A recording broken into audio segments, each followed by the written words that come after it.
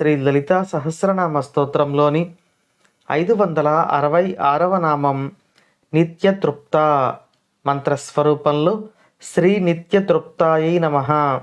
ఈ నామం నుండి వరుసగా 4 నామాలలో అమ్మవారి యొక్క వైభవాన్ని వసిన్యాది వాగ్దేవతలు మనకు వివరిస్తున్నారు. ఇప్పుడు ఈ నామాన్ని పరిశీలిస్తే అమ్మవారు నిత్యతృప్త అయి ఉన్నారు అంటే ఎప్పుడూ తృప్తిగా ఉండే తల్లి అని అర్థం. మనం కలిగి ఉన్న ఏదైనా ఒక శక్తి కానీ ఒక వస్తువు కానీ మన వద్ద ఉన్నప్పుడు అది లేదు అనే అసంతృప్తి మనకు ఉండదు. అమ్మవారు ఈ సకల సృష్టిని తన యొక్క శక్తితో సృష్టించి ఉన్నారు.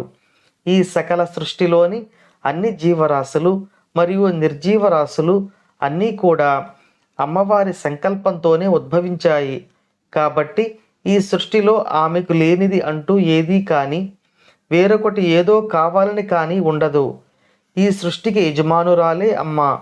కాబట్టి అమ్మవారు ఎప్పుడూ తృప్తిగా ఉంటారు అని ఈ నిత్యతృప్త నామంలో వసిన్యాది వాగ్దేవతలు మనకు తెలియచేస్తున్నారు. ఇక మరో అర్థంలో చెప్పుకుంటే పరిపూర్ణమైన స్వరూపం ఉన్నవారికి ఎటువంటి కోరిక ఉండదు. కాబట్టి వారు ఆనందంగా ఉంటారు.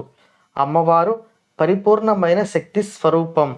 ఈ సృష్టిలోని అన్ని శక్తులు ఆమె యొక్క ఆజ్ఞకు లోబడి ఉంటాయి. ఆమెతో సమానమైన శక్తి కలవారు కానీ ఆమె కంటే అధికమైన శక్తి కలవారు కానీ ఎవరూ లేరు. అందువల్ల అమ్మవారు పరిపూర్ణత్వంతో ఆనంద స్వరూపంతో ఉంటారు. ఈ ఆనందం అనేది ఆత్మ సంబంధమైనది కానీ వస్తు సంబంధమైనది కాదు. స్వయంగా పరమాత్మ అయిన అమ్మవారు బ్రహ్మానంద స్వరూపిణిగా వెలుగుతూ ఉంటారు.